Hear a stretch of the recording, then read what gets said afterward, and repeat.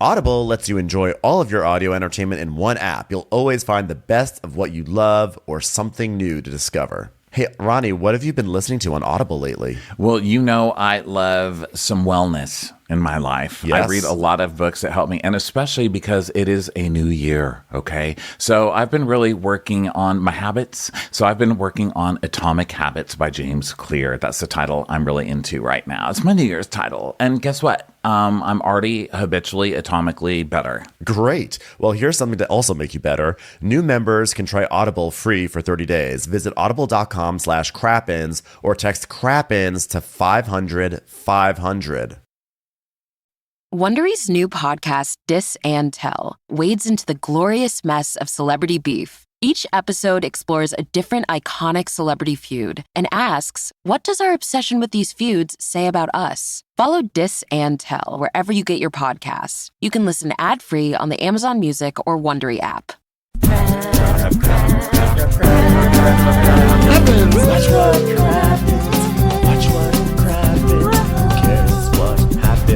So much that happens. Watch what happens. Who cares what happens when there's so much that happens? Hi everyone, welcome back. This is part 2 of a 2-part recap. If you're wondering where part 1 was, well, go check in the feed and be sure to subscribe so that way you always get your episodes. But enough of that, let's get right back into the episode. Well, Andy will say... So she's like, what's wrong with me wanting to be on this couch? And Andy's like, yeah, it's not a crime. I mean, her plotting to get on the show is not a crime. It's literally how we cast Real Housewives of New Jersey. And Lisa's like, yeah, no, that's not a crime. But like you're going against all of us is a crime. And like if you were so noble in your actions, like why didn't you tell us in the beginning? Why not say like, oh, I had your backs and I'm here for you guys. And Andy's like, yeah, wait, hey, by the way, Lisa Barlow, good thing you got that glam on your face. You're working, you're come up with some good points. Why didn't you tell them? Why am I not? And Lisa's like, you didn't lead with that. You got busted. And now you have to backtrack. And that's what we're doing right now. Is you're backtracking. I did not get busted. I knew from the start this would come out. Okay. No. So Andy says, well, if you knew, then why wouldn't you lead with that? I mean, you clearly led with the story about banging your brother-in-law because you knew that was going to come out. So why wouldn't you do the same here? And she says, Well, because when we made the pages, we said to the grave. We're going to take it to the grave. Because I wasn't just thinking about me, Andy. There were other people involved. Literally I thought you just said you told sense. casting. So where was that loyalty to all these people? Also, like, what part of saying we're going to take this to the grave means, well, I know this is going to come out? It's like, no, we take it to the grave means you don't think it's going to come out. Also, don't you remember? Between, like, in 1 minute, she's like, well, I told casting, so they knew. And then she's like, I would never tell anybody because we're taking it to the grave. I'm like, well, who are you? Who am I supposed to believe you are right now? Also, 10 minutes ago, you said, I was part of the page, but I didn't start the account. I didn't even name it. And now she's talking like they're in some sort of like secret circle, like they're in like a coven. Like, what is this? Is this the, what's it called? What's that movie? I mean, it's just like, it's like the Witches of Eastwick or something. Like, you know, like they throw some roots and seeds and blood of a goat into a pot. And they're like, and now Reality Bontis is born. And then she's like, no, I wasn't part of the origin of this site. Well, some of those videos got leaked. So how did the videos get leaked? How did they get leaked, Monica? Because I know how you got those videos. I know how you got videos. The same way I knew that I was going to meet, the same way you knew I was going to meet Snoop Dogg with my friends. And we see a clip of that fight early at the crepe party. And this is another reason that Monica just wins everybody's heart, because she actually goes to a housewives party and loads up an entire plate of food and just will fight while she's eating this huge crepe, which, yes, I mean, I respect it and I love it. So also, she's fighting with a giant plate of crepes in her hand. And I also love that Lisa is going to like elevate the Snoop Dogg thing again. Like, actually, this Snoop Dogg fight was the culmination of Monica's ultimate treachery. It's like, that's how you know that's Snoop Dogg, because you were snooping yourself. It's like, I don't think like people really care too much about how the Snoop Dogg thing was exposed. But it is good. And it's cool that it became such a big plot. And you're right that Snoop is actually in the headline of this is great.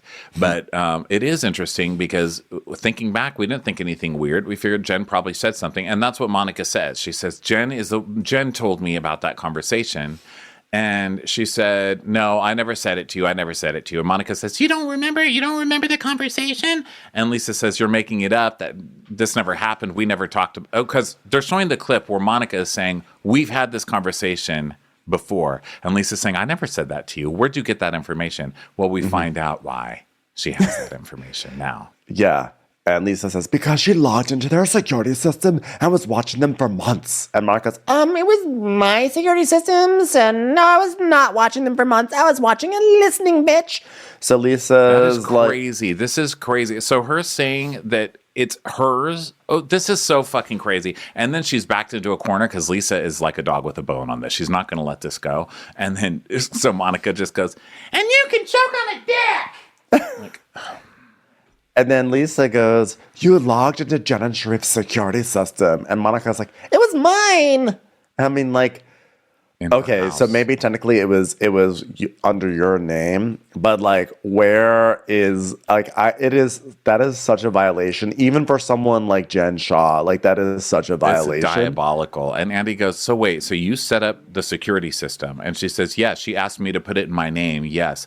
Oh, really? That's funny because didn't she during the season say that Jen had asked her to put stuff in her name, but Monica was way too smart to do that, so she never did it? Probably. Why do I feel like I've heard Sandy's like, so you had the ability to watch Jen in her home and hear what she was saying. She's like, yeah, if I wanted to, yeah. So Andy's like, so that's how you found out about the Snoop Dogg thing. So wow, you FBI must have loved having you as an informant. I mean, like, literally, this is what Monica comes away with. It's like, Nothing on Jen Shaw, but Lisa Barlow's flying with Snoop Dogg, so. FBI's like, thanks. So he says, this is how you found out about Snoop Dogg. She screams, no.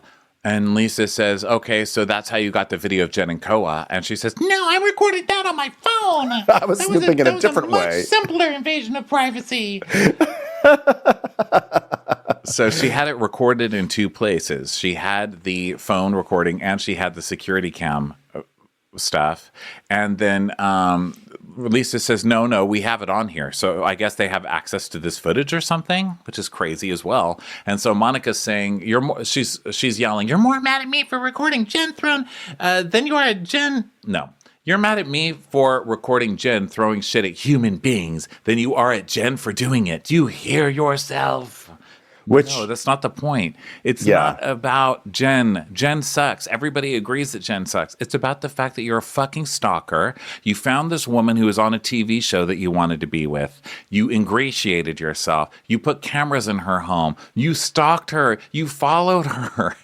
You made up names. You became somebody else. And then you turned on her to get evidence to take her down, to take her place on a show that you ended up doing. I mean, it worked. I mean, look, congratulations. It actually fucking worked. You get credit for that from me. I mean, it's sick. It's crazy, and it fucking worked. I mean, you're going to make history for this shit. But to be acting like no one cares that Jen was a monster, that's not really the point. Sorry. Yeah, but Jen's in jail. So, like, to say, like, oh, wow, Jen was a monster, it feels kind of redundant and useless at this point because she's already in jail. Like, what are we supposed to do there? Like, we're not talking about that. The point is that, like, you had, like Monica had, like, a gross violation of decency here, which, by the way, play it correctly, that's a great feather in your cap for being a Real Housewife. But she doesn't play it correctly, so we're all just it's just sort of like, wow. You if you are a castmate with this person, you are definitely not going to feel comfortable around that. But again, if she had just done the whole, I got caught up, I was scared of her, I felt like I had to take these actions for my own safety because I needed to I needed to document this to make sure I was safe.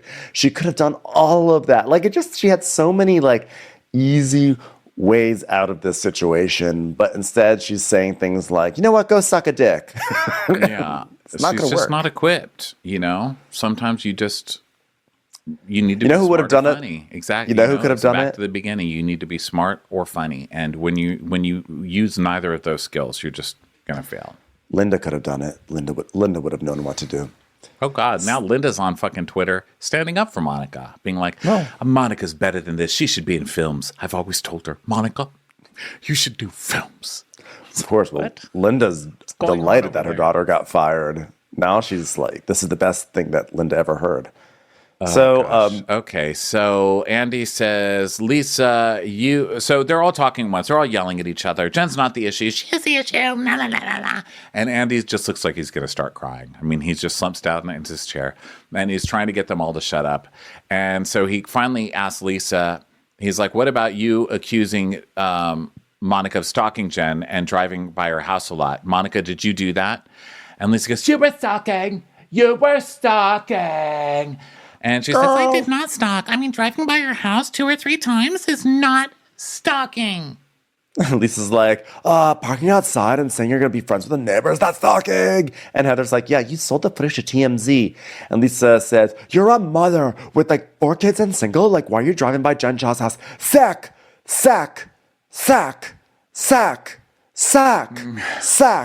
And Monica's like, You're sick. Okay, you're sick. You are. You're sick. sack. Yeah, Sack. Monica. Now, Lisa is one who just repeats shit over and over, right? But that makes me crazy in these fights and reunions when you have no argument and you just repeat the same thing over and over in a yelling tone. But Monica does it too. But she doesn't even come up with her own thing to yell. She just repeats the last thing that you just said. She just, you are fights you. You know? Which she learned from Jen Shah. Yes, Jen Shah did that too. So, Lisa, yeah, you have 4 kids. So then Monica says, she goes, oh, you have 4 kids and you have them in the back seat of your car while you're doing drive-bys? That's nuts. Did she have her kids in the car while she was doing I don't know, but saying that's got to be a real trigger for Monica, considering that her childhood trauma was being in the backseat while her mom made out with the guy in a parking lot. I know. So I was shocked that Monica didn't say, I didn't have him in the back seat. I had him in the trunk. I had them in the way back, girl. So Monica's like, don't fucking talk about my kids. I don't even talk about yours. Keep my fucking kids out of here. You know, like the classic deflection of like, you've got me cornered, so I'm going to do the whole thing. Don't talk about my kids stuff. So then Yes. Andy's like, okay, how do you define stalking? Is it sort of like becoming friends with Sarah Jessica Parker in the Hamptons, or is it something more insidious? And Monica's I like, think it's when you're repeatedly doing things. I mean, you're not a stalker on your first bunny boil. You have to boil 6 bunnies before it's really a thing, girl. Otherwise, you're just like an innovative chef. so Monica's like, I never did anything to her house. I never put anything out. Like I didn't even step up anywhere near it. Okay, driving by someone's house is like not stalking. It's just like you're a tourist. and okay, Lisa's by like, the way, I started falling for this because I'm so dumb like this. If you just repeat something emphatically to me, I will believe you. I'm a good audience member that way. I come on here and act like, oh my God, here's my opinion. I've had this opinion for years. No, I change my opinion every 5 minutes because I believe the loudest in the room. So I'm believing her. I'm like, okay, it's not really stalking. She got carried away with it, whatever. And then she goes, And people do it to their ex-boyfriends all the time. Shut up. okay, well, that's just not a admitting great to more defense. stalking. that's not great. A scary comparison. And Lisa says, well, maybe when you're 12, but not when you're 40. And she goes, Shut up, Lisa.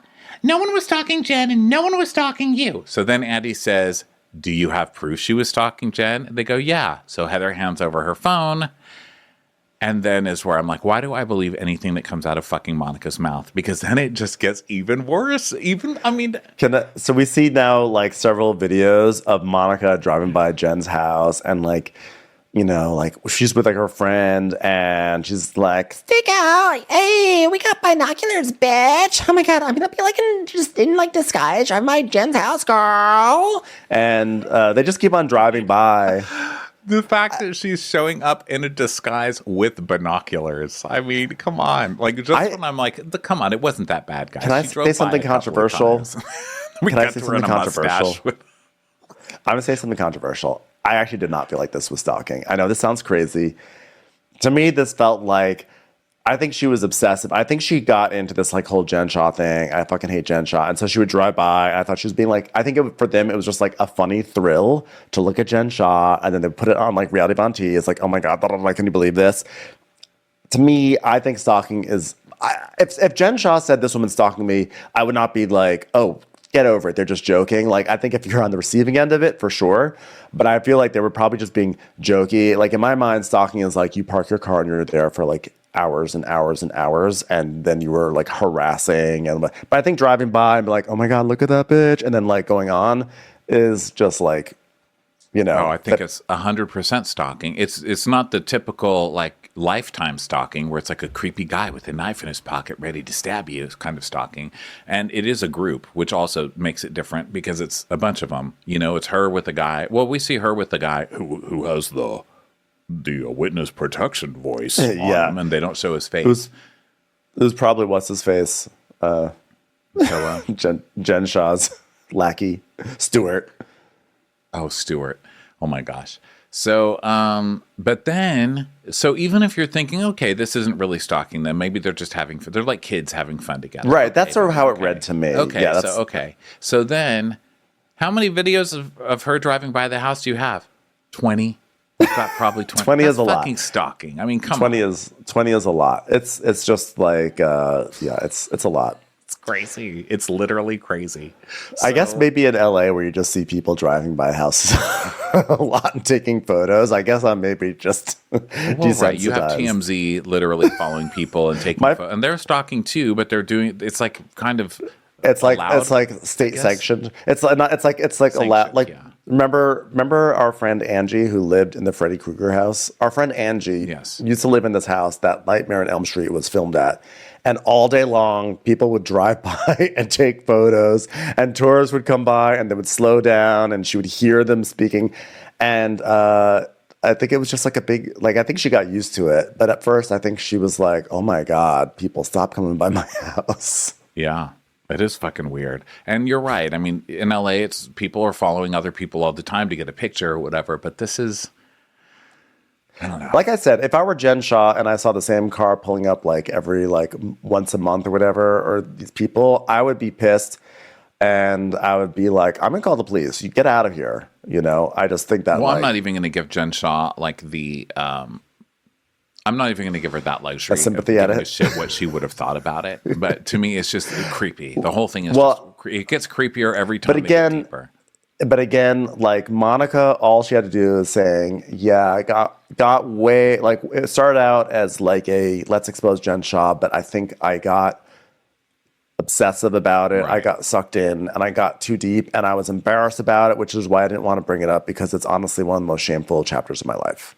But, you know, again, drops. Or you could say, go suck a dick. You could say, go suck a dick. Yeah. So Monica is screaming, This is about Jen. Do you not understand? No, it's about you being a stalker. Do you not understand? They're coming at you with evidence, and you're saying that your whole thing is social justice, but it's not just social justice. It was to get on this fucking show. Why? I mean, I guess you can't really admit that. Here comes now Monica's grandest shitty lie now unfurls before us. Because Andy's like, well, why were you driving by our house? And she goes, this is when we were in the witness situation. And Andy's like, so the FBI, did they tell you to drive by our house? She goes, yeah. And by the way, she owed us like a lot of money too. And he's like, oh, really? Wait a minute. Why would she owe you money if she never paid you? I thought that was one of your big things. You didn't really work for her because she never paid you. So if she didn't pay you, then why would she owe you money? Wow, Monica, I love lying again? I love a dual purpose stakeout. Like, I love the idea that she's like, I'm both getting information for the FBI, but also hoping to collect my money at the same time. Someone sent us a DM saying the information I had about Murillo, that Murillo said in that interview with Bravo and Blaze that the reason they met, Monica met Jen because her husband answered a handyman ad or something and brought her along to Jen's house. And this DM said, no, that's not the truth. He did go to her house to fix some stuff, but that was after Monica already knew him or whatever. But some more of the information that he gave us was she never got paid. All she got was a Louis Vuitton bag, and then Jen paid for her car when her car, she owed like $2,500 on her car. It needed to be fixed or was towed or something like that. And so Jen paid for that. But I don't know if any of that's true. That's just from a random DM. So I don't know. I'm saying that right up front. Don't spread that around everybody, but I'm just saying it because it made me think about that Louis Vuitton purse. Because if part of the payment was a Louis Vuitton purse, was even that a lie when she came out in the beginning of the season and she's like, I'm with a Louis Vuitton and I bought a purse, and then starts crying? Or was she using the purse that Jen Shah bought her as a prop? And even that was a lie. You know what I mean? Was that the purse that Jen... Is that the purse that caused Jen Shah to be banned by Louis Vuitton? It was the last purse she got to pay for with cash. I think that the real headline here is that bad things happen when it comes to cars and Monica. She's either using them to drive by people's houses unnecessarily, or she's getting into some sort of tangle with bad actors. We caught her following Jen Shah 20 times. And it would have been 21 if Linda hadn't repossessed the car right out of Jen's driveway.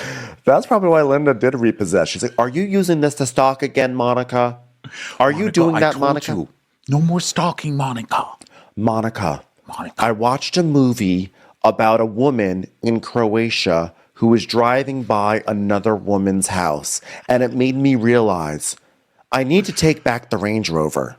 That movie about a woman in Croatia on Netflix, I can't. That will forever make me laugh. It's time for a commercial. It's time for a Crappies commercial.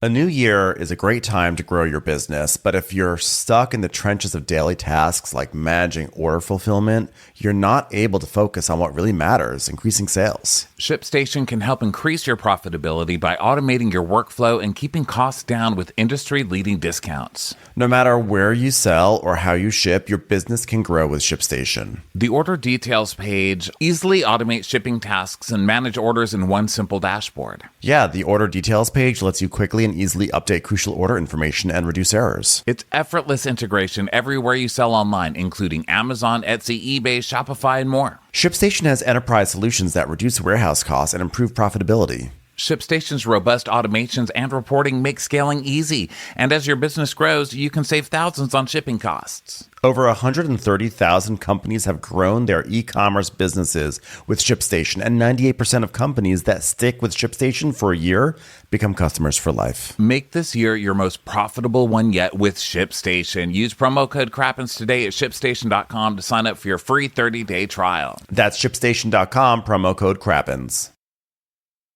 Being an actual royal is never about finding your happy ending. But the worst part is, if they step out of line or fall in love with the wrong person, it changes the course of history. I'm Arisha Skidmore-Williams. And I'm Brooke Sifrin. We've been telling the stories of the rich and famous on the hit Wondery show, Even the Rich, and talking about the latest celebrity news on Rich and Daily. We're going all over the world on our new show, Even the Royals. We'll be diving headfirst into the lives of the world's kings, queens, and all the wannabes in their orbit throughout history. Think Succession meets The Crown meets real life. We're going to pull back the gilded curtain and show how royal status might be bright and shiny, but it comes at the expense of, well, everything else. Like your freedom, your privacy, and sometimes even your head. Follow Even the Royals on the Wondery app or wherever you get your podcasts. You can listen to Even the Royals early and ad-free right now by joining Wondery Plus.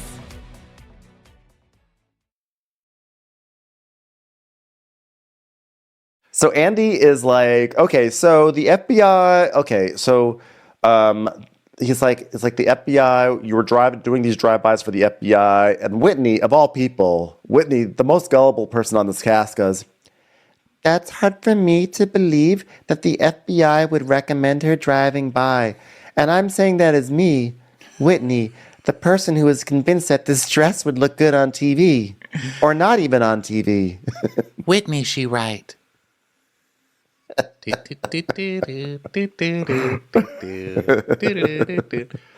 Columbus. No, it's Columbo. Oh. Whitney is kind of talking over the answer here, but Monica says we were trying to catch her drinking and driving. And Andy says catching her drinking and driving, and she nods and smiles like, yeah, how devious is that? We were going to totally get her. So Angie goes, so they sent you after her, not the police? Well, she was being watched by like a dozen people, and she was also being watched for over a decade as well, so it wasn't just us. And he says, but wait, they sent you to do it? Well, no, they didn't. No, I didn't say that. They said any evidence I have. Okay, so there you are lying twice.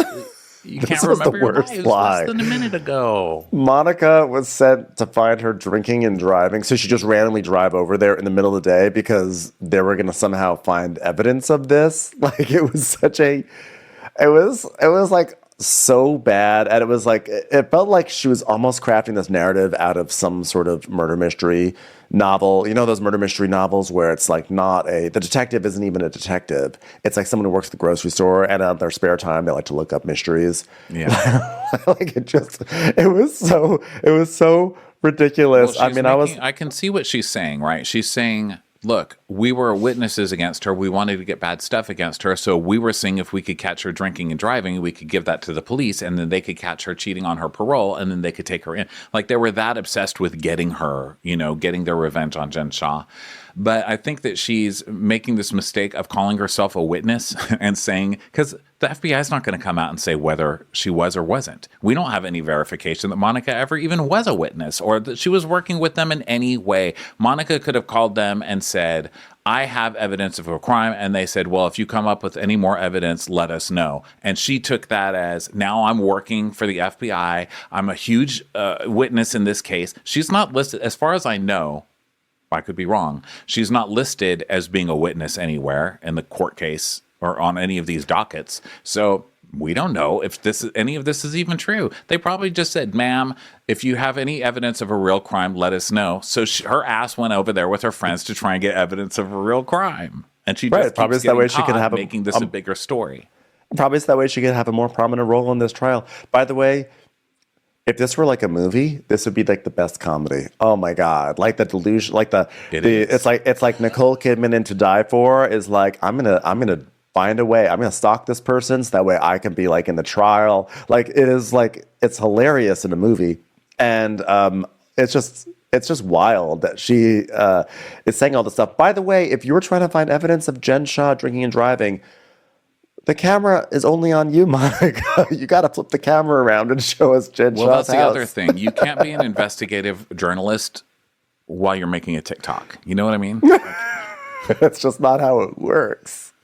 It's not how it works. Okay, listen, it's hard for us to see the evidence when you put on a filter that makes it look like cherries are falling out of the sky, okay? She's like, oh my God, Jen's drinking and driving. Oh, ma'am, I'm sorry, we can't use that because they've got puppy ears and their tongue. Anytime they open their mouth to drink, a big tongue drops out of their mouth. Oh, I was using the dog filter. Hey, FBI, I have some like really important evidence of Jen Shah drinking and driving. And they're like, this video is just several shots of ships going through the North Sea at the moment. Yeah, she's driving that ship. Look at it, almost fell over. Drunk driver. Is that a filter? A ship filter? Is there a big No, ship that's like the filter thing on going around? TikTok. That's the thing on TikTok right now. What is it? North Sea TikTok, or at least on mine. No, there was like a New York Times article about it, which is how you know it's like big enough that the New York Times pays attention to it. It's like footage of boats going through the North Sea in like terrible weather where the waves are enormous and the boats are going up and down and up and down. And every single video, there's a guy singing this. Yo ho, all hands. And the videos are like amazing at first, like holy shit. But then after you see like your like 100th video, it's all just the same footage, just scrambled in a different way. I highly recommend it. TikTok, I love you. So not enough to use you because I'm terrified of you. I'm too old, but love you. Okay, so she's just been caught in another lie, and this one's the biggest one because this one's like the FBI is telling you to stalk this woman to get footage of her drunk driving. It makes no sense. The ladies are all just laughing openly at her now. They're literally pointing at her and leaning back in their chairs and just pointing and laughing at her, which sends her over, She's like, okay, you probably guys are childhood trauma assholes right there. right now. You guys are being assholes. And they're like, sorry, but this is so funny. And she goes, This is exactly why I did a burn book. why? To get back at those people laughing at you for your ridiculous lie about being hired by the FBI to find evidence about Jen Shah drunk driving. I'm sorry, it's just so funny. It's like the time Zeus accidentally turned a shepherd into a goat. Ha ha ha ha ha. And So she goes, Andy but is- that's why there's a burn book, because you guys are mean fucking girls. Oh, am I supposed to feel for you? You're misplotting Mean Girls. The Mean Girls made the burn book, not the nice girl, right? Yeah. You're even bad at movies. She's just gonna start saying fetch now. She's like, I made fetch happen. So Andy's like, The girl who tried to make happen. all right. I don't mean to pile on, but it's just so easy. So if Jen is in her house, she's not drinking, nor is she driving. Can you explain that? Whitney's like, were you a mole for the FBI then? What's going on? I thought you weren't a rodent. And Monica's like, No, I was not an informant. I was a witness. which somehow this makes this all make sense, I guess. Yeah, it doesn't make sense because what were you a witness of? There was no. Were you a witness for the future trial that never happened? Or she makes no sense. And if you weren't an informant, then why were you having her follow somebody around? That's what informants do, not what witnesses do. I mean, have you even seen Donnie Brasco? Come I know, on, man. Have you at least watched the movie Witness? So Andy is Thing. It's like it's not even that she's doing all this stuff; is that she's so bad at it. We can't even respect her as a villain because she just sucks. You know. I think that because a lot of this is actually very, very funny because this is so ridiculous. It's hilarious. The only reason why I'm actually upset is because Monica has been so wonderful on this show, and it's like painful to watch her make these mistakes and not secure a second season. You know, like it's painful to me. I mean, yes, there's the whole thing about like she was doing these terrible things, these women, and yada yada yada. That's bad too. But like as a viewer, as just like someone who enjoys the show and the campiness and the ridiculousness of the show, I'm just upset because Monica, you had so many chances to just fix this, and you just went in such the most wrong direction. Okay, so Andy says, let me ask, with all the things the feds had on Jen Shah, they asked you to go to her house to see if you could catch her. And she says, I didn't say they asked me. You did, though. But you did a minute ago on camera. We can just rewind it and see. And she goes, they said, we did that because they said anything that we see, we should bring to them. So Lisa and Angie are still laughing, and Monica is just like hurt, but also she really thinks she's a hero in her mind. Like, she really thinks she brought down Jen Shah. And other people buy this, too. I'm reading all over the internet. She helped bring down a criminal. If you guys go read the documents and everything that Jen Shah was in trouble for, this is not assistant-level stuff. This was Stu-level stuff. Stu helped bring her down, and he was also a criminal piece of shit. This is a scheme that spanned the country. Like, there were people in New Jersey that were involved in this. This is like Monica's stakeout. Jen Shah at Shah Chalet was not like the flaming gun. This was not a girl making TikToks of WAP in front of Jen's house who brought Jen down, okay? It's just not. Monica, listen. Monica just wanted some good content for reality Von Teese so it could go viral and it'd be a big deal. Like, that's all it was. And now she's trying to act like it was for the FBI. Monica's caught in her own lie here. It's hilarious. So, and Andy's basically openly ridiculing her to her face. They all are. They're all laughing at her, and she gets really hurt. And I even though I'm completely ridiculing her right now, and as an audience member was like, what the fuck? I did feel bad because you really see, no matter how wackadoo she is, you see that this really hurts her. Like, in her mind, she really had something here, and they're mocking her to her face. And I felt bad too. I felt for her a little. I felt bad because I felt like I could see her as a child. I mean, she came from this like really tough childhood, and I feel like I could see her as a child being made fun of in school. And so, like, my heart did. I was like, you have made this disaster yourself, and you are lying out of your ass, and you are fully like you are just flopping right now. But God, I feel bad for you because I see how this is taking you back to your childhood. So Monica, Andy's trying to get her to explain it, but the other ladies are still openly mocking her. And he's like, well, just explain to me why you were driving by her house. And so she's explaining, and Meredith is talking over her going, she wanted to dig and dig and dig and dig. She's like twitching out over there. And Monica is saying, well, we were just seeing if she would drink and drive because then she would be violating her probation. And Angie says, well, what are you going to do? Put a Greek line and pull her Greek over? Give her a breathalyzer? And Monica's like, No, you call the police when you see her driving drunk. and Heather's like, oh, a citizen's arrest from this one, honestly. And I'm like, why are you coming for me. Why are you defending a criminal? And Heather and everyone's like, and he's like, we're not. We're just trying to poke holes at your very flimsy story. Gosh, she So really Monica's thinks like, she's deep throat here. It's so sad. So Monica's like, Yes, you are, Rob. Yes, you are, Rob. You're standing up for a criminal. no, again, no one's saying anything about Jen Shaw. It's about you being a crazy fucking stalker, okay?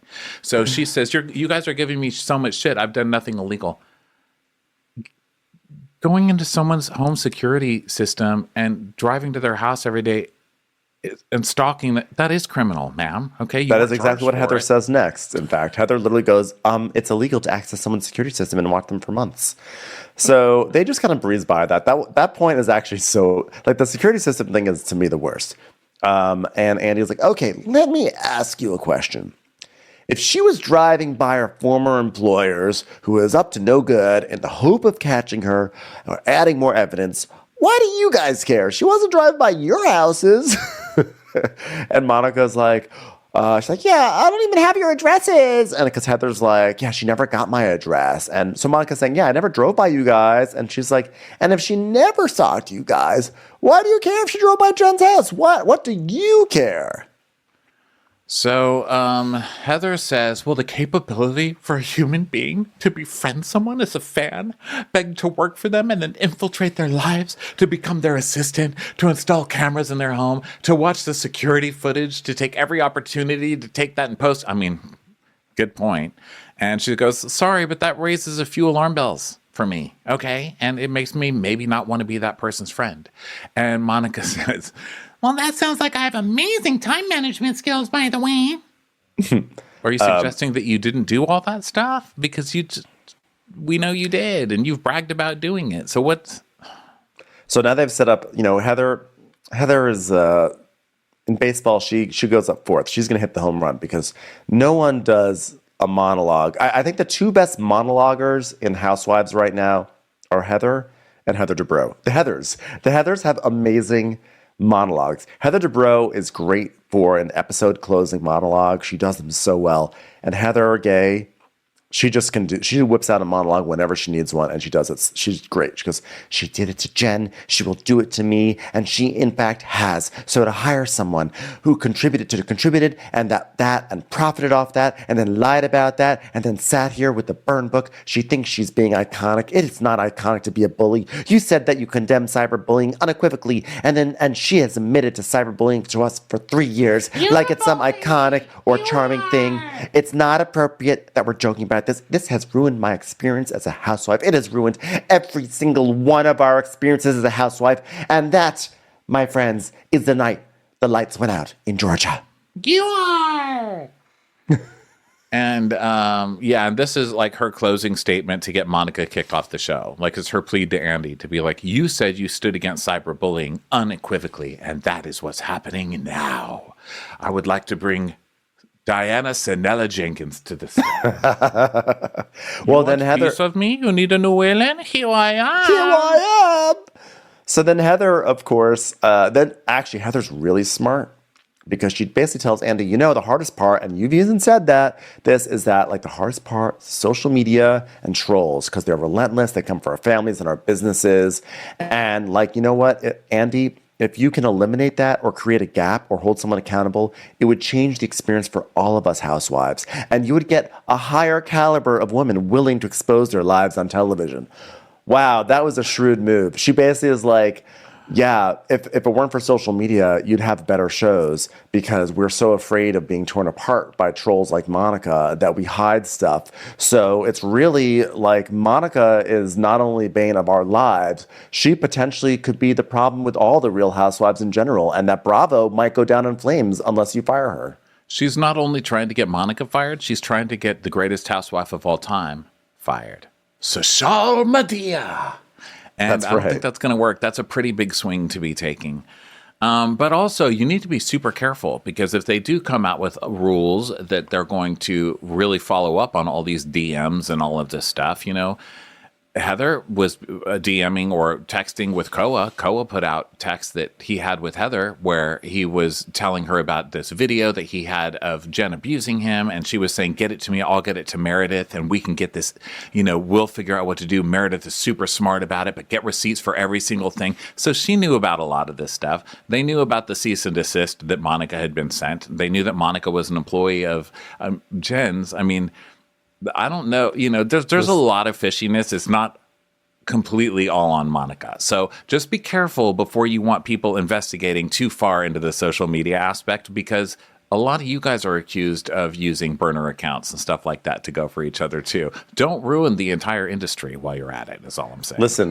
Listen, the Housewives get into enough messes on social media publicly. Okay. So, if one of my least favorite things on The Real Housewives is when we have a feud or storylines that are all about something that someone said on Twitter at one point. Like, look at what's happening on Potomac. Like, it's something that happens in an abstract space, off camera, often before the season. It's not interesting. So I think that, I think the first step is, if you're concerned about trolls or whatever, don't feed them, and keep your feuds off of Twitter and keep them on TV. Monica says, higher caliber women, so someone like me doesn't belong here? That's what you're saying? That's what I'm saying that you're saying about me. That's all Monica, you're making it sound like she's doing the victim thing. Like, they're coming for me for my socioeconomic status or, whatever it is, or because I'm a single mom. That's why they're being haters. No, they're being haters because you're a fucking stalker. They mean a higher caliber, meaning somebody who didn't infiltrate their group by being a fucking stalker and recording them secretly and sending those videos around to people. I don't even think there's that. I also think it means, if you're having issues, there are a lot of people that probably would not go on The Real Housewives because they don't want to look like idiots. It's like down market. They don't want to look like idiots. And Heather's basically saying you could probably get some really cool people on these shows with really interesting and really wealthy, backgrounds that would not normally come on. Either way, it doesn't matter. What matters is that Lisa, I was a little surprised at this because this is the thing that the audience is saying. Lisa says, you know what, Andy? You guys brought Monica on here knowing she wanted to take every single fucking one of us out, and nobody even gives a fuck about that. So Andy's like, whoa, hey, no one knew about this. And so Heather's like, did Bravo know? Which, this was great because now the Housewives are like, by the way, what the fuck? Yeah, I love that they brought Bravo into it, and they all stuck together on it too, which was pretty good. It's very Big Little Lies, It's like, oh my God, they're going to push Andy down the stairs. I see it coming. So they say, does Bravo know? And he said, no. And Heather goes, well, Monica's saying that production knew. And he says, well, who do you think at production knew, Monica? And she says, the first time I interviewed, I talked about it in my home with production. I talked about it. So I talked about it in my home interview. And he says, so you told them in casting? Yeah, I told them the first time. But you also just said that you were going to keep that secret to your grave. So I'm not really sure who to believe. Yeah. And he said, well, we wouldn't have cast you if you had said you run a burner account. And he's visibly... This is bad. Shaken here. And I think people on the internet are saying this is when Monica officially lost her job, because she's already been coming at the bosses the whole time, being like, I came because your show is shitty and there were no ratings. And who does this? Who tries to save their job this way, But also, that's one thing, because Bravo knows, they're like, whatever. But when you do this, when you put it out there, if you put something like this out there and you make the rest of the cast members feel unsafe with Bravo, they're not gonna stand for that whatsoever. Yeah, but they're acting so innocent. But of course, Monica said something along the lines of, well, we know that she told him she worked for Jen Shaw because that was in her first episode. Her whole backstory was, I'm Monica, I'm a mother of 4, I'm divorced, I fucked my brother-in-law, and guess what? I worked for Jen Shaw and I was the informant for the FBI. So she came out as a rat, basically. That was her big claim to fame, was that she was one of the rats for Jen Shaw, and really talking that up to be a bigger thing than probably it was, let's be honest. Commercials. Here comes one right now. Monica should not be coming for Bravo, because the truth is that Bravo gave her a tremendous edit this season. They could have made her look like a full-on disaster. They gave her a great edit. We all loved continue to love Monica. I mean, despite everything, I love Monica. I think she is like amazing. But like she got a great edit.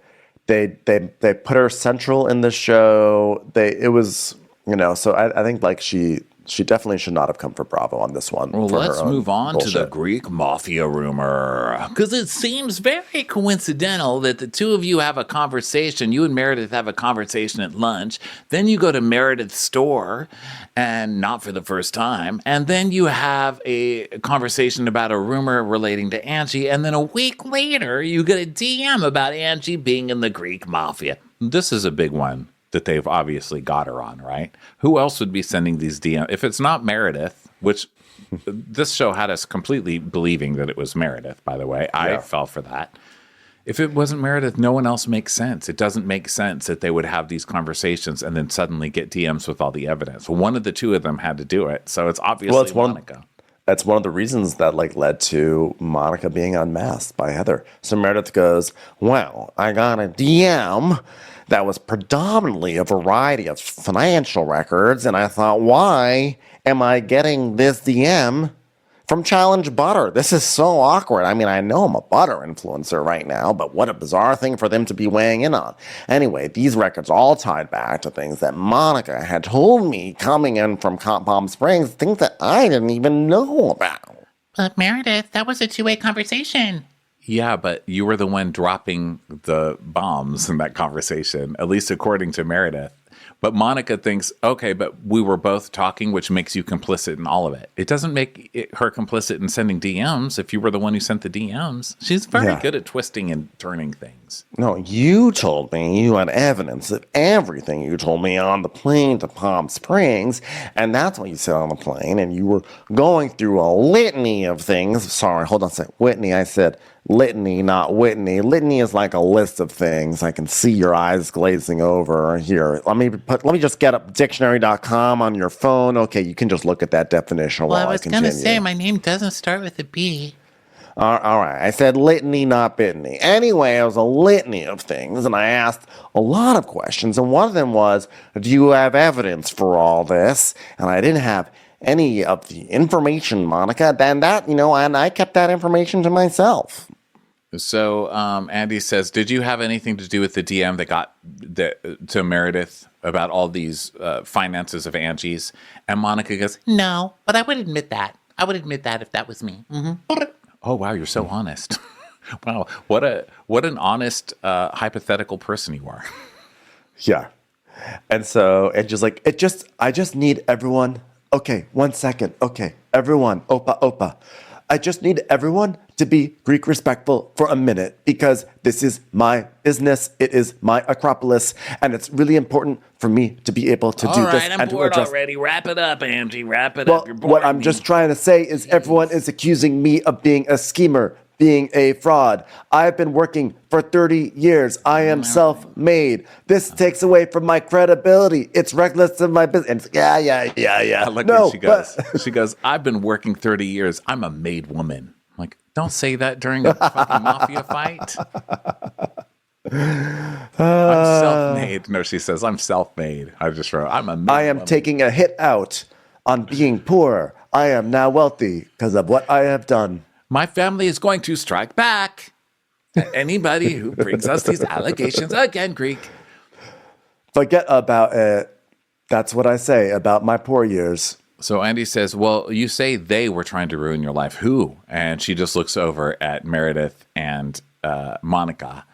And Meredith goes, oh, not me. Forgive me for trying to bring fresh butter to the world. It's just how I feel. Monica has been pretending to be my friend, but it turns out that friendship was thinner than a layer of phyllo dough. And Monica's like, no, it's Meredith. And Meredith's, I never put anything into the universe except delicious hand-churned butter. I'm sorry. But we had a conversation, Meredith. So Andy asks who brought it up the first time, and Meredith just points at Monica. And Monica goes, oh, well, I did. Okay, well, there you go. So you started a conversation that Meredith engaged with you in. So that means that Meredith is just as guilty for sending DMs full of information. Come on now. Come on. So Andy's Andy like- says, well, look, can I just say something? You know, you can't bring something out in front of the cameras like the gay rumors and stuff like that and then say, I didn't say it, because it is you saying it. It's you bringing it up on the camera. This is, come on. No. No, I didn't start it. But I absolutely did repeat it. Which is, by the way, a very Vicky Gunvalson kind of response. No, I didn't say the rumor. I just repeated the rumor. Okay. So Andy is like, okay, I got it. I'm just trying to say that I'm just trying to help you out here. Okay. Because we all really want you to have a second season here at Bravo, and you're not doing yourself any favors. Okay. But also, I want to talk about, because you said I had a lean. I've not had a lean in 30 years. I am a businesswoman without a Greek lean. And during COVID, people still had to they needed help, and I stayed open. I kept my doors open, and I am a woman of business. Were you grateful I brought it to you? Weren't you grateful I brought it to you? Aren't you grateful that I brought it to you? And Andy literally shuts Angie up. He goes, okay, nice, very good. Nice work. Your monologue is over. Thank you. Back to Monica. Monica, something you wanted to squeal about? Go ahead. And Heather goes, wait, so but Angie is still like, it gets really ugly, right? Because Monica goes, are you grateful I brought it to you, like you said in Bermuda, or not? Are you guys grateful that I brought you information or not grateful? And Andy says, sounds like she wasn't. And she goes, yeah, they came after my marriage and everything. And Monica says, same. And Heather goes, no, it's not the same, because you don't have the same things we have. So, but Angie's trying to defend her business about these Greek mafia, things, and Monica's interrupting her, and Angie's like, "Oh, be quiet, Monica. You don't own a business. You roll blankets where there's dog hair on them, and you sell them. She came after my businesses." And Monica's like, "No." And so then Heather's like, "You don't have the same things that we have." And Monica's like, "Don't you dare discredit small shops." God, so now she's Don't standing Etsy up shame. for every Etsy seller. And Don't Etsy shame. And just like, but you're- hired me to stand up for the poor, innocent Etsy shop owners. But you are discrediting mine. I have multiple small shops. Justice Small for swaddle shop. sellers, So I love a Andy's- small business feud. Yeah. So Chamber of Commerce feud coming up. So Andy's Andy like, goes, did they come for your swaddle business, Angie? And she goes, yes. She's like, oh my God, you have a swaddle business? It's on camera. I'm sorry, you are not a businesswoman. Do not come at me. You take and I give. That's the kind of person you are. Everyone was struggling during COVID. I opened. I'm surviving. And I'm thriving, which is more than you can fucking say. And he's like, okay, all right. Thank you. Congratulations. Great job. Yeah, Well the hair done. salon. Then Monica says, we're sitting in the same room on the same couch. So, well, actually, you're at the end of the couch. So I guess we see how we're not the same. And she said, Angie does a I'm classic. also surviving and thriving. And Angie yells at her, and she's like, you are up here because you are a fucking bitch and nobody likes you. And that is why you are in the Greek hot seat. All right. I am a loyal friend, and I'd rather sit here than sit there and be a fucking low brow rat out of the fucking sewer. So then Monica Low thinks, and brown? Did you call me low and brown? She goes, no, Brow. low brow. Low and brown? And Andy goes, no, she's saying low brow. Brown? She's calling me. Oh my God, you're really going to Monica's try like, it? You're "Are you really gonna going to make-" go from the plight of the swaddle seller to straight up racism? Come on. and Angie's like, low brow. Stop trying to bring race into this. You're such scum. Oh, okay, so we're gonna make fun of people's physical appearances? She says my brows are low? Oh my God. Only because Beauty Lab fucked him up. I was botched. Hashtag botched. So Andy's like, okay, enough. And Lisa says, you did this to her. And it's like, okay, stop. Yeah, now they're just all screaming over each other. And Monica's big defense for this one is, I'm not a horrible person. Horrible people murder children. I'm not a horrible person. Okay, well, then Okay, so neither you is can- anybody. I mean, in that case, That's a why are pretty you after intense- Jen? Jen's not a horrible person. She didn't murder children. I mean, even you didn't accuse her of that. That's a pretty intense standard to be horrible. Wow, I didn't realize how to be. You have to wow. I can't So be Meredith goes, horrible because I have not murdered children. Thank you. I'm the defense rests, Your Honor. If you cared about Angie, you would have pulled her aside off camera and said, Meredith's saying these awful things about you, which is shocking that she has time to do that when she's making such delicious, delicious butter for restaurants. Okay, so Andy's like, please just stop. Okay, so then we fade to black, And on the morning of April 9th, 2022, in a city, and we go downtown where the folks are broke. Downtown where the punches fly. Downtown where you can get a burrito with fries in it. We go to San Diego. Heather Gay woke up with a black eye. Crews were not shooting at the time of the incidents. Boom, ba da boom, ba da boom, ba dum, boom, ba dum, ba da boom, ba da boom. It's like the beginning of Big Business too. It's like dum dum dum dum dum dum dum dum dum dum dum. This disclaimer, are we watching like season 3 of Making a Murderer? I mean, this is a little intense. This is a little intense for what we're talking about now. I mean, it's like, please send your children to sleep because we're having a serious segment now. I'm like, let's relax, Bravo. We've been watching the show. Like we saw it last season. We can chill out. Heather, you shocked the world when you claimed Jen gave you the black eye. I know that the audience is dying for us to talk about this again. Okay, now this is a huge, huge strategic error that Heather made here. What the fuck are you doing? Last season, everybody hated your ass by the end of it because you wouldn't stop with this black eye. You get a black eye. You guys were wasted. You were partying, doing whatever. You wake up with the black eye. Everyone figured Jen had it happened when you guys were throwing yourself up against windows and doing all that other stuff. We all figured it was something to do with that. But then you used it, you kind of hinted around at everybody and played games about it and wouldn't tell anybody who did it, insinuated that you knew but wouldn't get anybody else in trouble, blah, blah, blah. It got so old with the audience. Why would you bring this black eye up again? Why? Unless you have a really good story that Jen got furious with you and beat you, I cannot believe you're doing that. That's what I'm thinking when this starts. I'm like, I disagree. I did not think this was I thought this was great. I thought this was a master stroke. I was like, yes, this is what you do. You fix your image. You fix the damage that this whole thing caused by like just putting it on Jen, like at long last. And now we are all hanging on the edge of our seats waiting to hear the story. So Heather's unless this is good, this is a huge, huge fuck up. So she goes into her. Well, honestly, it was a lot of drinking, and the next morning I woke up with a black eye. I knew I'd gotten it from Jen. I didn't know how, but I knew I'd gotten it from Jen. Wait, so you brought up the whole black eye thing again to say you don't remember still? This is the same fucking thing we knew last season. You got it that night, but you don't remember how. But she says that she knows she got it from Jen because Jen came to her room first thing in the morning when Heather texted her and said, "Am I the one who gave you that? I'm so sorry." But that's not her confessing to giving it to you anyway. That's her saying, we were drunk and fucked up together. Did we roughhouse too hard? This is not good for me.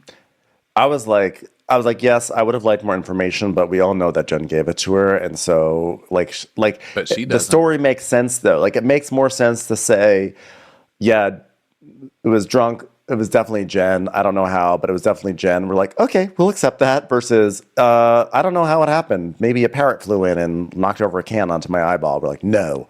So Andy is like, it's unacceptable to me still because you're still not telling the story. You're still saying that you don't remember because you were blackout, but that you know it was Jen. I mean, there's no more unreliable a witness than that. Like it was her. I know, even though she didn't confess to me, as I'm insinuating that she did, and I don't remember anything. Who's going to? But it's acceptable to me. Here's why it's also acceptable to me, because we're spending like 2 hours now talking about how Monica, all she had to do was say certain things in certain ways, and she gets off the hook. And Heather is saying a certain thing in a certain way, and that's what she has to do. And she didn't do it last year.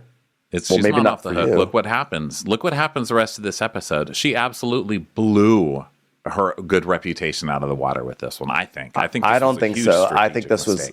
I think this was I would have liked more details for sure, but she did the thing that she needed to do, which she was humbled herself. Well, okay, but then you're a bit like, I know. It's me. It's me being crazy, not you. But I'm saying what's coming, what's about to come is where it's a huge strategic mistake that she fucked herself over. Okay. Right. And I'm saying, I don't think so. So Andy is like, well, what was your inclination to cover for her? And Heather's like, well, I don't know. I was scared of her. I think I was scared. It's like, well, why were you scared? And what scared you? Because were you scared because she was in legal trouble? And Heather's like, I've been covering for her for 3 years, and I was not going to stop with the black eye. And I was in deep. I was too scared to say anything. I was terrified. I was still scared to say it at the reunion. I was still scared to say it at Bermuda. I went to Starbucks the other day, and I got scared there. And I'm just watching it happen again. I realized I was maybe contributing in some way. I was scared, Andy. So he goes, well, we have footage of Heather's room. What? Oh, no. Oh, now you have footage no. of the room? Really? After all this time of, Bravo has no footage. What? The cameras were all, well, we have nothing. This was amazing because this was like director's cut on a DVD. So we just see this sort of generic footage and we hear Heather narrating over it. So we see footage and we hear of Jen Shah walking in to this room and you can't hear any audio. It's all muffled. And then it's Heather being like, okay, here she is. She's walking in. Okay, now she's taking a seat on the sofa. She sat on an M&M by accident. Okay, now she's picking up the M&M. She's putting it in her pocket. Oh, she threw the M&M at my face. I think did you guys see that? She just threw the M&M at my face. It was a horrible morning. Okay, yeah.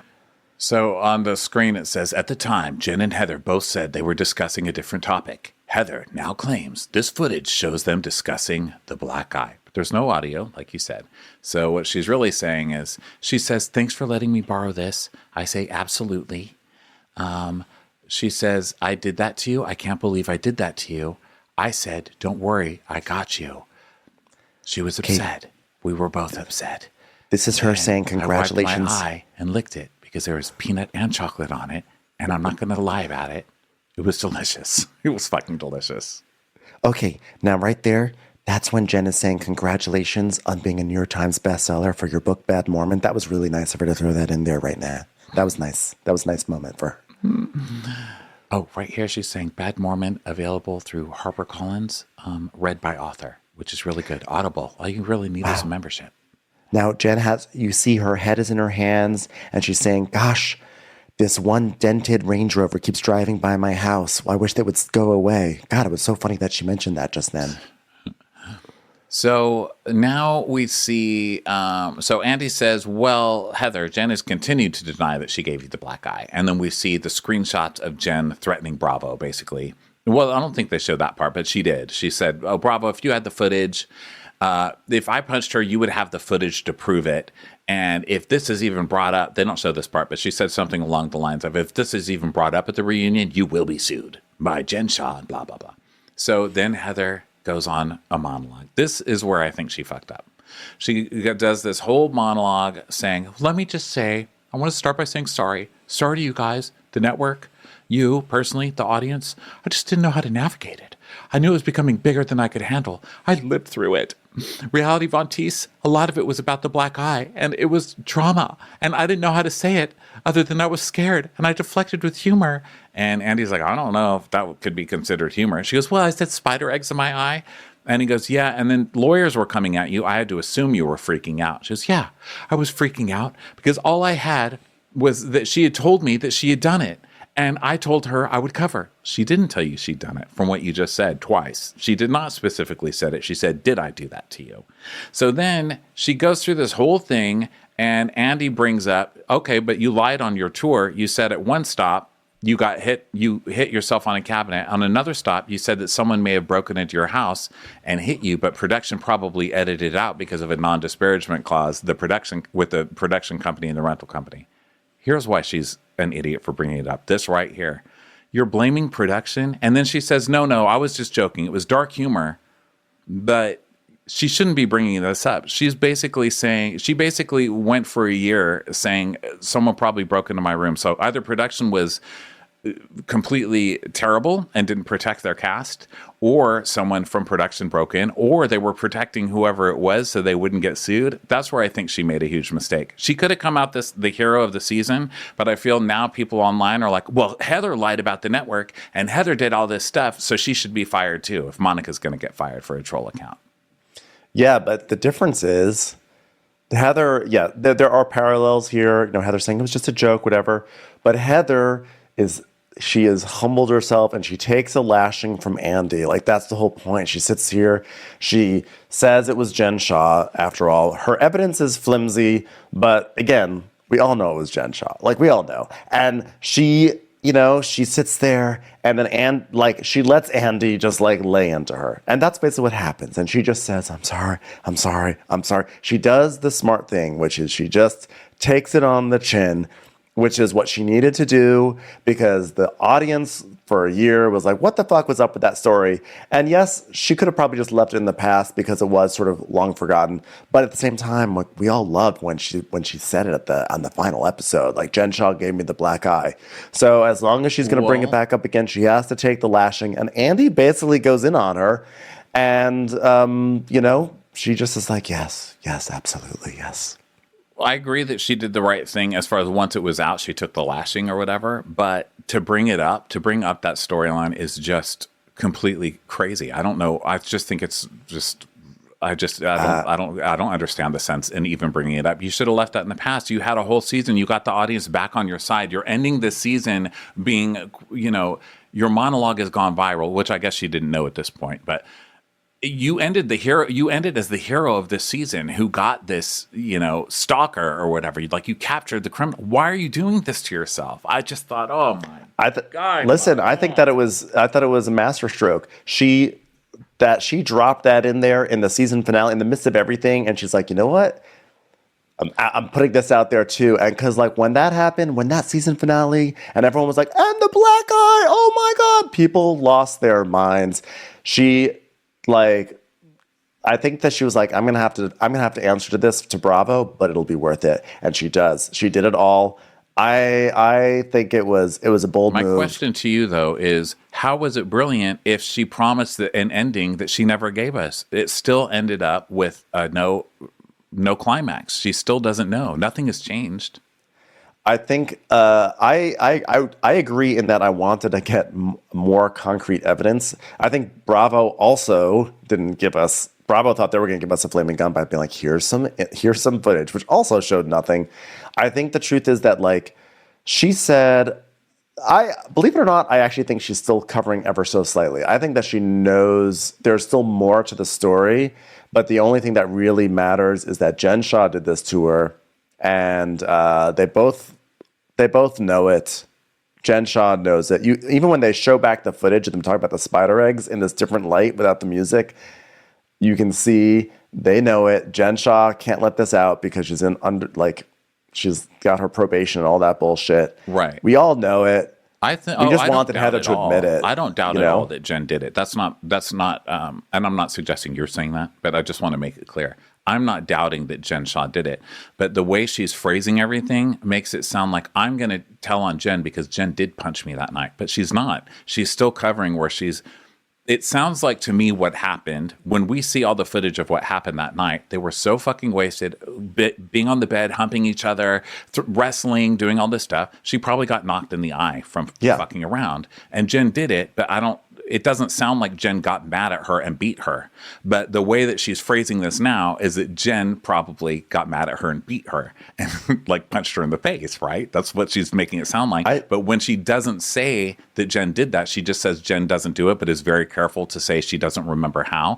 It's just, I don't know. It just leaves, it's still not giving us answers. And now, I don't know. I just think she's opened a can of worms here. I think that for me, Heather is more I don't know if she's necessarily saying that there was. I just don't. At this point, we've been doing this for over 2 hours, and we have so many notes, and it's all such a fever dream for me. This entire episode, that for me, I got the sense that whether it was out of horsing around or there was an actual brawl, no matter what, it almost is irrelevant because the point is that Heather did not want to say that she got any sort of injury from Jen Shah because she wanted to protect Jen, especially considering the situation that Jen was in. And then she was embarrassed about it, and then she got into a hole. And I think that's the takeaway, is that ultimately she got it. If you and your friend are the only two people that are up at 4 a.m., and even if you're can't really remember what you guys were doing, but then you wake up with the black eye, it was from you can have some vague memory of whatever. Obviously, Jen walks in and she's her head is in her hands and she's like, did I do that to you? It makes sense. It all makes sense. But in a court case, intent makes a difference. I mean, if you get hurt in a fight, if you get hurt roughhousing with somebody, that's one thing. That's a fireable offense. I mean, that's not a fireable offense. It's, Yeah, but it's a different offense. luckily it's but not if a you court have the case. intent, if someone was mad at you and punched you in the face, that completely changes the crime. I mean, it turns it into an assault instead of an It does. accident, so it does matter. I mean, I'm just not sure why. I don't know. I don't even mean to argue with you about it specifically. I don't know. It's just fine. the I whole don't care. show, I'm just like, why would you I'm do not this? taking it personally. I'm going over and over in my mind, like, why would you do this? You just gave the internet so much to come at you for and to demand your firing instead of Monica's. Are people lying doing and that? getting production in trouble and all of that. What? Are people doing that on Twitter? Yeah. People are like, well, yeah, that's they're ridiculous. saying, how is Heather any better? Heather lied, got production in trouble. This could have, gotten people fired. They could have lost their jobs in production, all of this stuff just to protect a fucking criminal, which we knew she was doing all the time. So why is it bad that Monica is getting caught for lying when Heather's just admitting that she's been lying for 2 years in a way that could have gotten people fired, Heather, well, here's the thing. I think that Heather already was in trouble for this, about that people could have gotten fired. Like, she already was in hot water with production about this, probably, because people could have gotten fired, and Bravo did do an investigation, so that was really bad.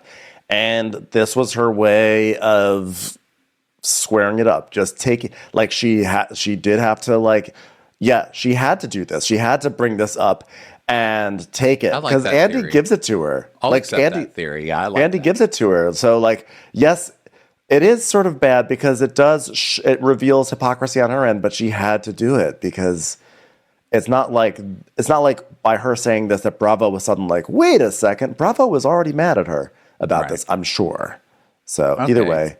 Well, that would make sense if that's what it was, that she would bring it up for that. I was like, oh no. And of No, course you I think can't she had know to. how people are going to react to something when you do it. She couldn't have known that the internet was going to have all this to use against her. The minute she said it, I was like, why are you bringing the black eye? Okay. So, let's see. So now Heather she says something like, Jen was my friend and she pretended to be my friend and I fell for it, but I'll never fall for a pretend friend again. I was a different person then, and I was worried about retaliation, and I still am. But, now I'm a different person than when I started the show. Right. She does this whole thing.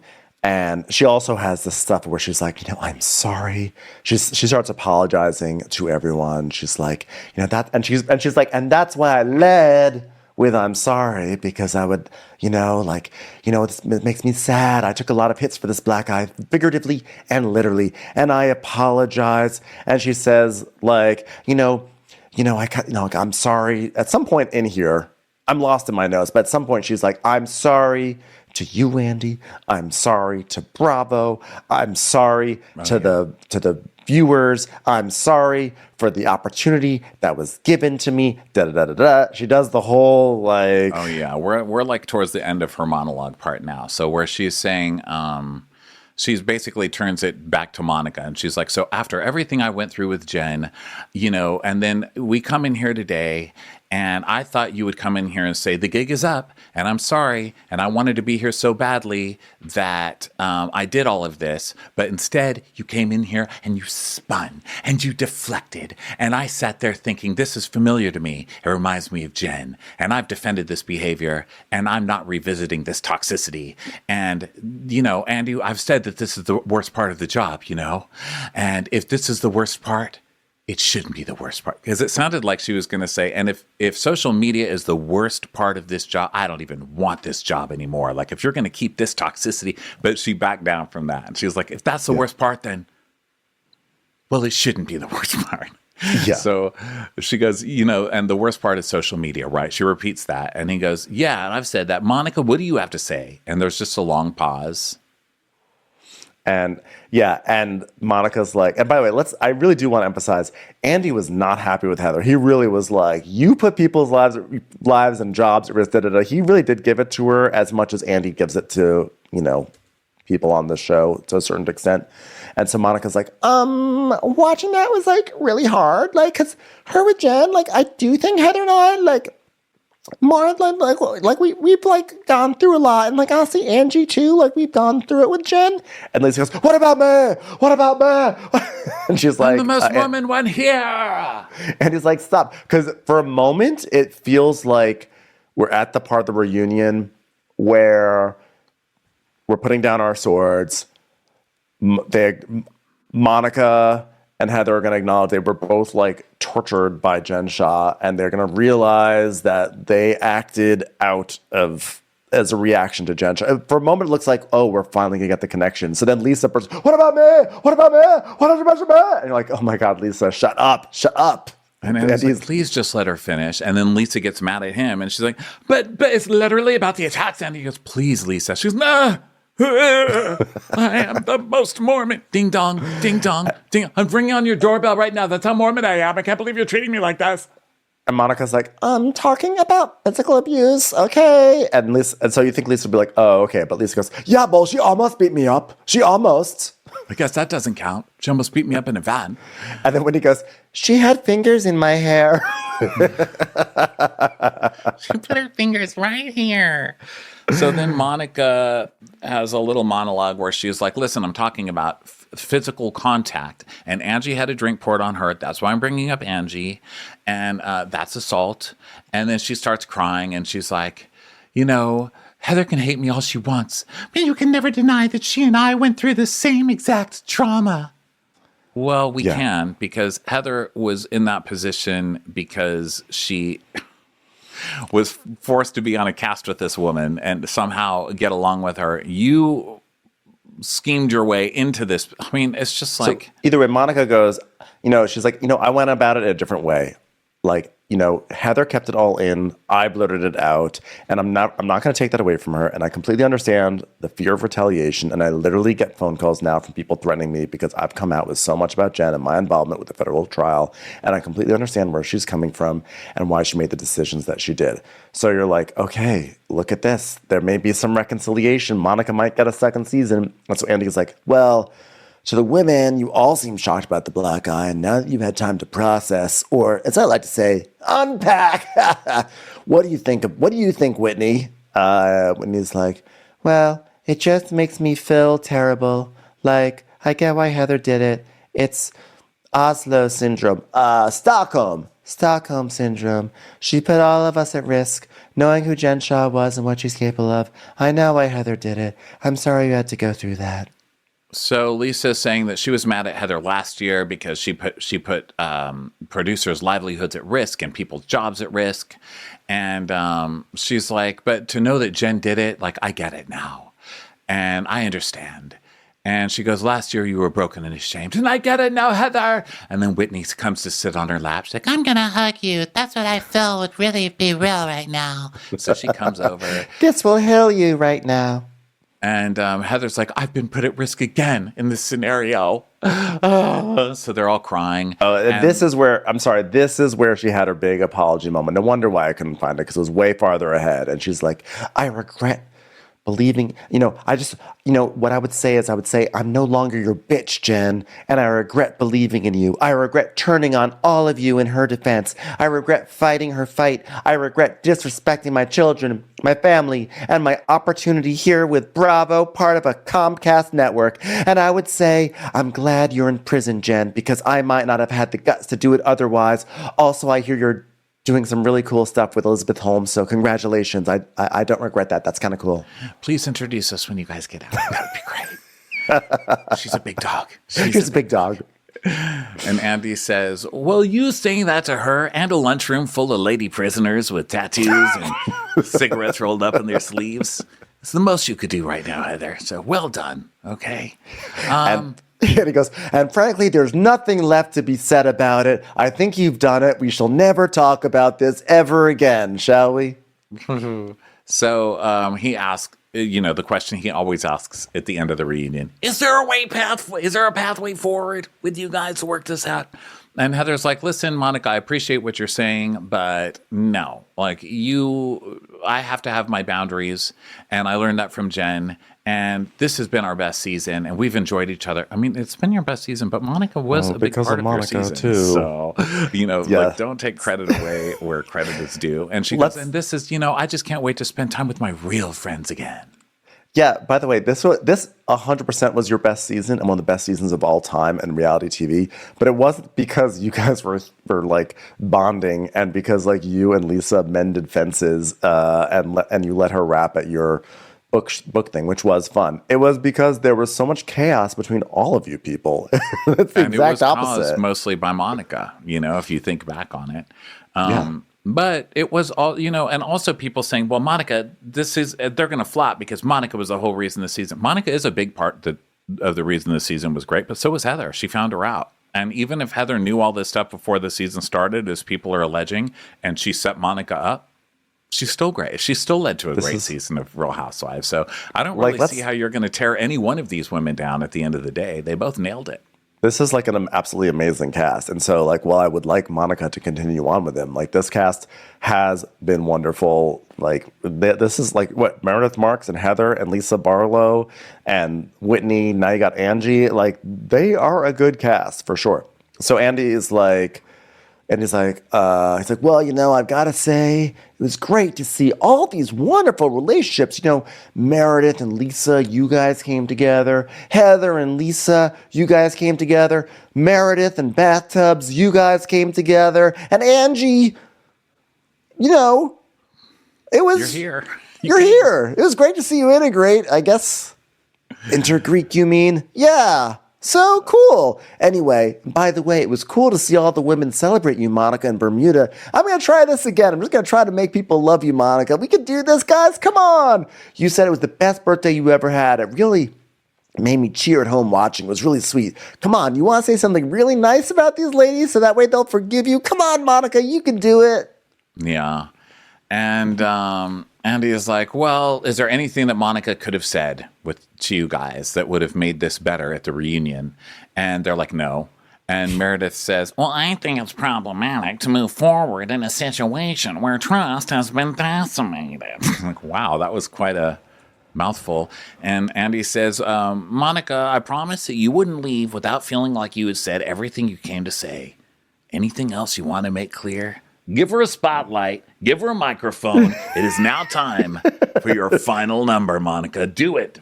Make everyone believe that you belong here. And she's like, I feel like I've been misunderstood, but he's like, okay, end your monologue. And a 1, 2, 3. Monica. Dun, dun, dun, You have the floor. Everyone, take out your tissues. It's going to be a 3-hanky monologue. Go for it, Monica. You got anything left you want to say? no. And then she just shrugs. I was like, oh my God, what a flop. You just burn booked yourself. You just became the most floppy of all floppies. I can't. Now I'm okay with them firing you. How could you have nothing prepared? Come on, Monica, do it. Linda was so pissed. You're an actress, Monica. You have to do this for the show. So we go to commercial, we come back, and, we're time for the final toast. It's going to be, what's your warm and fuzzy, and what's your cold and prickly? So Angie K is like, my warm and fuzzy was getting to share Greek Easter and have friends and family come be Greek together at my house. And I think for me, the cold and prickly was the rumors and the nastiness. Bonus Meredith impression. You're welcome. Whitney's was, I'm stronger this year. I've been on a healing journey. And also, my prickly was being let down by Monica. Ouch, Monica. and then Lisa's like, oh my God, I'm so Mormon and Jewish at the same time. It's so warm and fuzzy. Also, Jock is just so warm and fuzzy. You guys, Jack has a 6-pack. My other warm and fuzzy is that it's official. I just put my glam person on retainer for the rest of my life. Ah! My warm and fuzzy was churning butter. And he's like, seriously, in this entire season? She's like, I was proud of that, Andy. So they joke about Meredith making a butter bath line, butter for the bath. Oh, yeah. Oh, and my cold and prickly was having an off-camera conversation where we were backtracking and almost dying in a 3-inch snowbank, too. That was a pretty literal cold and prickly situation. So then, let's see. Heather loved the book event because and also Greek Easter because her and Lisa got to a new level and they're besties now. They had a very powerful reset, Andy. And her cold prick was the Bermuda reality Von Teese situation. Monica, what was yours? And she's like, Well, my cold prickly was Bermuda. My warm fuzzy was also Bermuda. And Andy's like, the best of times, the worst of times. Am I right? You should go back there without the cameras now that you're fired. Yeah. And he's like, yeah, will you ever go back to Bermuda? She goes, no, just kidding. Yeah, I want to take my kids someday. So, yeah, he's like, yeah, maybe you can talk to your family without the cameras there or your mom interfering. I'm just trying to throw bones for your way, Monica. Just trying to get you to cry or something. and she's like, So I feel nothing still. Okay, well, we made progress. I hope we can toast to fun times and pray to Joseph Smith that we find another psycho able to rival Monica's gigantic bulls balls that she showed this season, all until the last 5 minutes of this episode.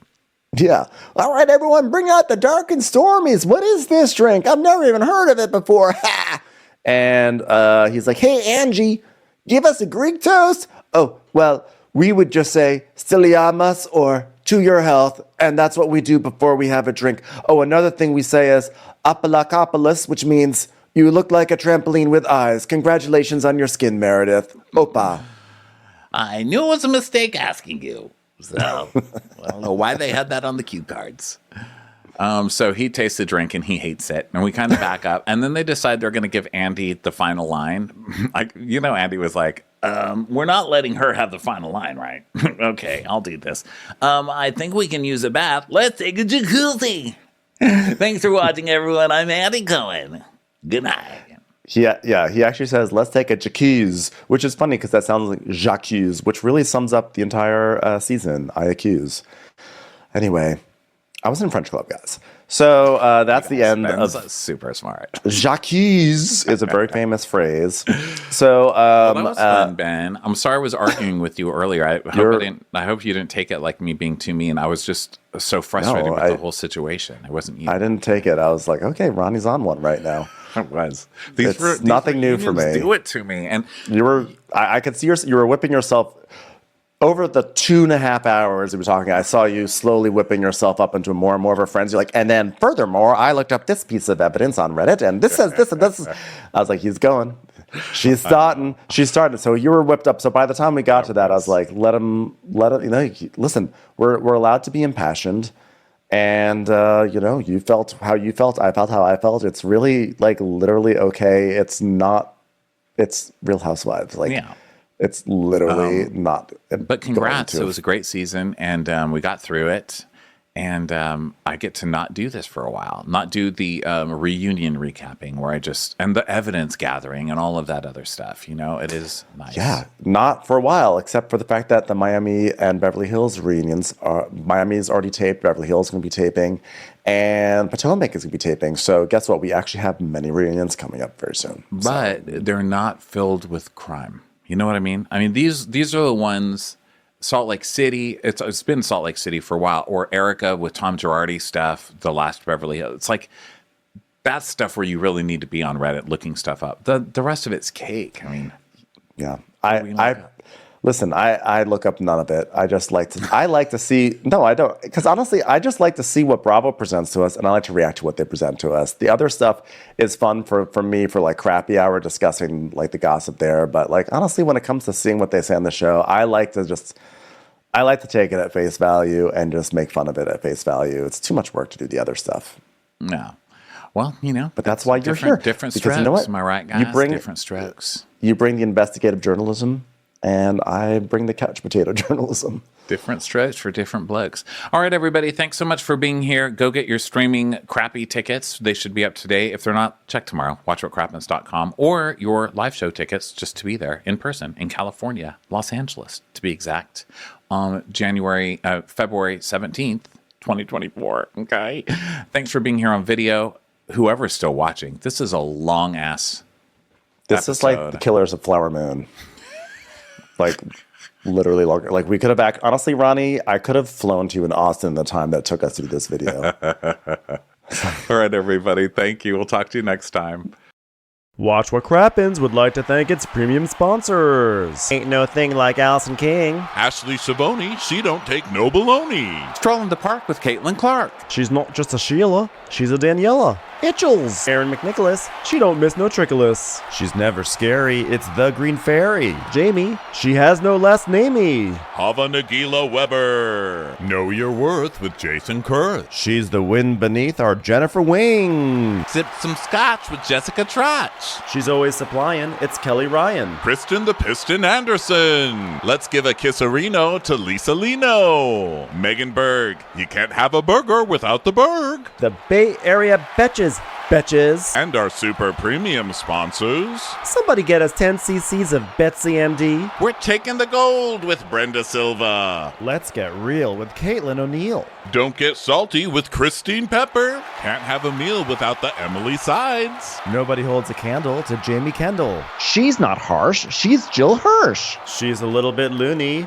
Junie. My favorite Murdo, Karen McMurdo. We love him madly. It's Kyle Pod Shadley. Let's go on a bender with Lauren Fender. We want to hang with Liz Lang. The incredible edible Matthews sisters. Give him hell, Miss Noel. She's the queen bee. It's Sarah Lemke. Shannon, out of a cannon, Anthony. Let's take off with Tamla Plain. She's quite the catch. It's Victoria Cotchett. She ain't no shrinking Violet Kuchar. We love you guys. Hey Prime members, you can listen to Watch Our Crappens ad-free on Amazon Music. Download the Amazon Music app today. Or you can listen ad-free with Wondery Plus in Apple Podcasts. Before you go, tell us about yourself by completing a short survey at Wondery.com/survey.